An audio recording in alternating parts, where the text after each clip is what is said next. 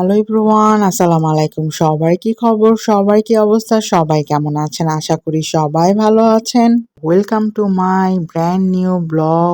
তার আগে সবাই subscribe my YouTube channel, bell আইকনটি প্রেস করে দিবেন, তাহলে আমার জন্য অনেক অনেক সাপোর্ট হবে। লাইক করবেন, শেয়ার করবেন, ভিডিওটি না টেনে দেখবেন, ভিডিওটি সম্পূর্ণ দেখবেন। ফেসবুক থেকে দেখে থাকলে লাইক অ্যান্ড ফলো করে দিবেন।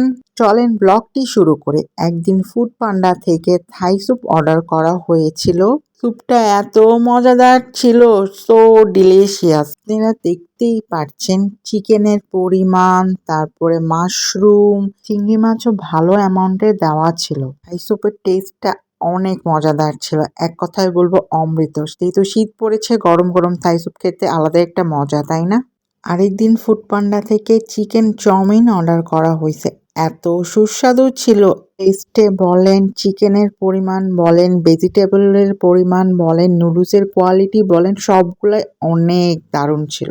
চিকেন চাউমিনটা ডিলিশিয়াস ছিল এক কথায়। আরেকদিন ছোট বোনকে বললাম যে চটপটি নিয়ে আসতে। চটপটিটা এত মজাদার ছিল, এক কথায় ডিলিশিয়াস। গরম গরম চটপটি কার না খেতে পছন্দ বলেন তো? একদিন সন্ধ্যাবেলা বিস্কিট দিয়ে গরম গরম চা খেয়েছি, যেহেতু শীত পড়েছে, এখন চা না হলে চলে না, তাই না? আপনারা কি এই ফলের নাম জানেন? জানলে কমেন্টে জানাবেন। যারা জানেন না এই ফলের নাম কি, তাদের জন্য বলে দিচ্ছি।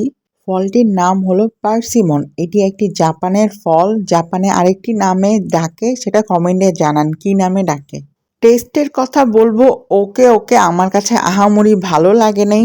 এই ফলটা আমার কাছে আপেলের মতন কচকচ করে খেতে ভাল লাগে। ফলটি যদি আপেলের মতন কচকচ করে খেতে পারেন, তাহলে আমার মনে হয় সবার টেস্ট বারের সাথে যাবে। আমার তো যাই কচকচ করে খেলে।